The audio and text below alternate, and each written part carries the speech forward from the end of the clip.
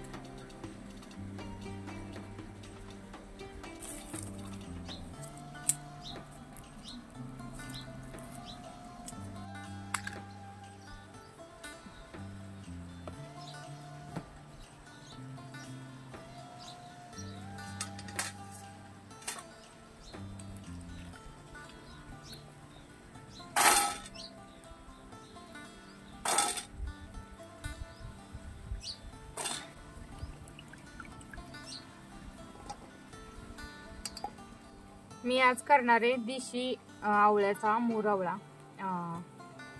गुळातला.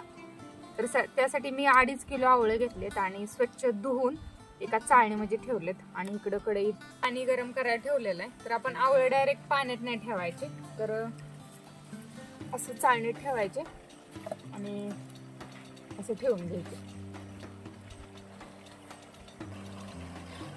आणि असे झाकून घ्यायचे. आवळे शिजते ती तवर आपण काय करू, गुळ बारीक करून घेऊ, म्हणजे आपला पाक पटकन तयार होईल.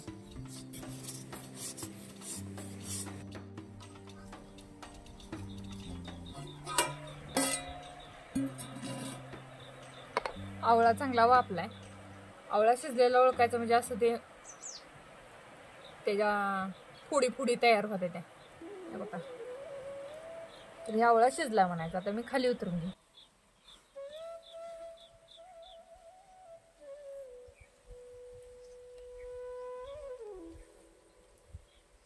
आता हीच कढई मी घेतली, थोडस पाणी राहिलेलं आहे. कढई मी तीच ठेवली.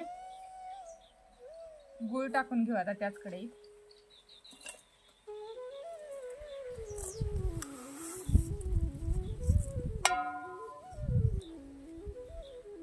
कढईला चिटकू नये म्हणून थोडस पाणी घालू आपण, कारण 2 किलो गुळ आहे, थोडासा कमी.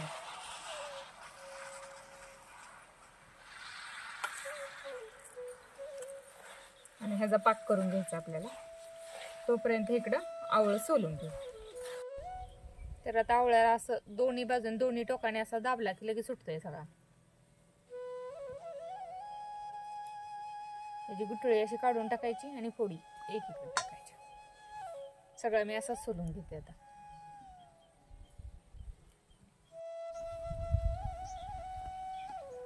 सात 8 आवळे आपण हे करोस तर इकडे आपला पाक पण तयार झाला.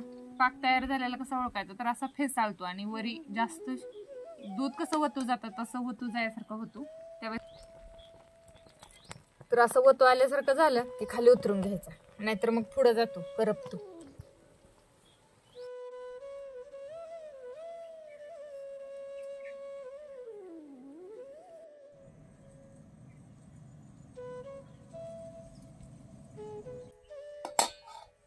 तर सगळ्या गुठळ्या काढून झालेत.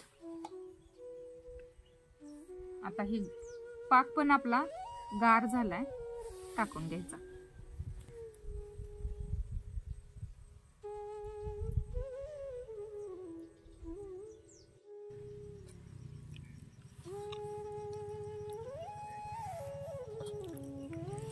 असं चांगलं मिसळून घ्यायचं. पाक आपला एकदम मापात शिजलाय, पुढे गेला नाही जास्त आणि कमी पण शिजला नाही.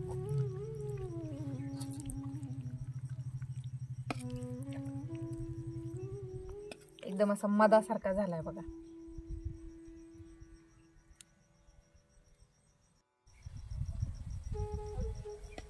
तर आपण ही असं सुद्धा भरणीत भरून ठेवू शकतो. 2 दिवस ह्याला मुरवून द्यायचं आणि 2 दिवसानंतर उन्हात वाळवून सुद्धा भरून ठेवू शकतो. कसंही जमतंय खायलाही. जास्त कडक वाळवला तर सुपारीसारखा खायला येतंय.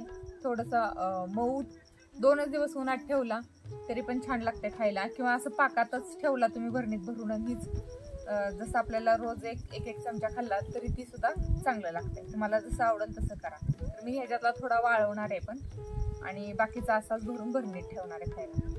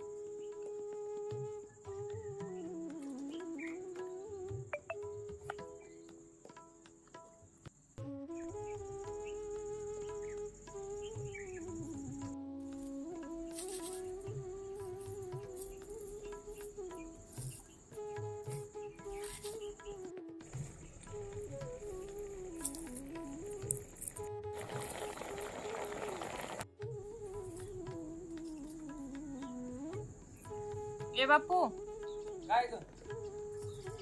गाय आणखी परत अंधार पडलंय, गाई घेऊन ये तेवढ्या.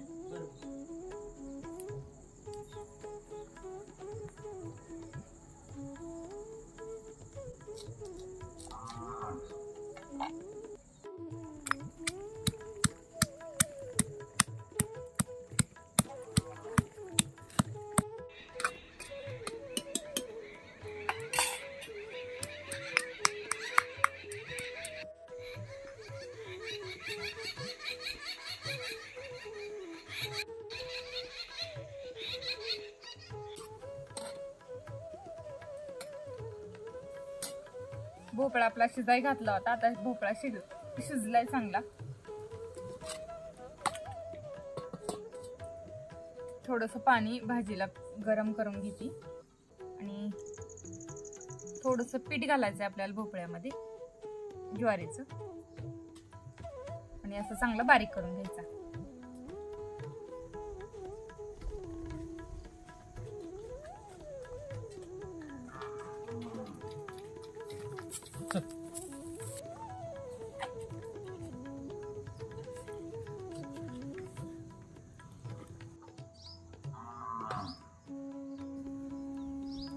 तेल चांगलं गरम झालंय.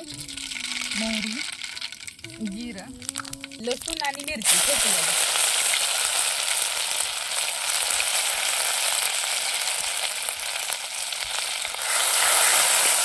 थोडीशी हळद, चवीपुरतं मीठ मी फोडणीतच टाकून घेते. आणि भोपळा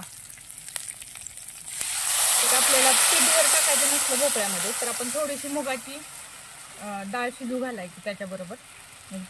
भोपळा चांगला मिळून येतो.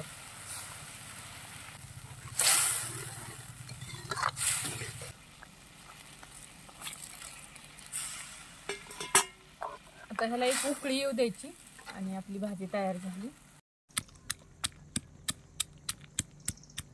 थोडंसं शेंगदाणं हिरवं चालतेत, कच्चं चालतेत. भाजलेलं शेंगदाणं मोठं मोठं कुटून टाकायचं.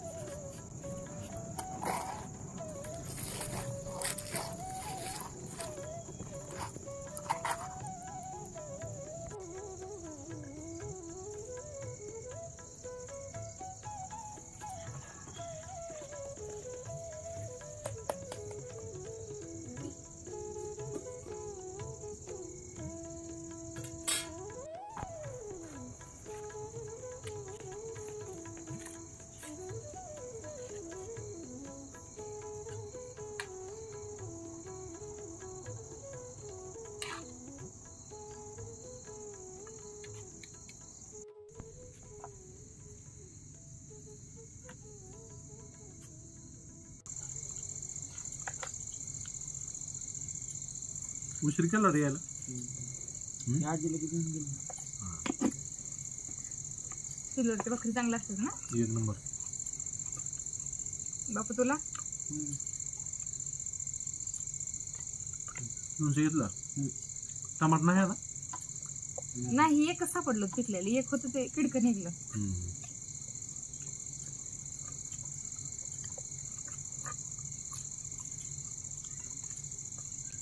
शेंगा बापू घे शेंगा घे तिथल्या तुम्ही. सांगायचं मला भाजी दे.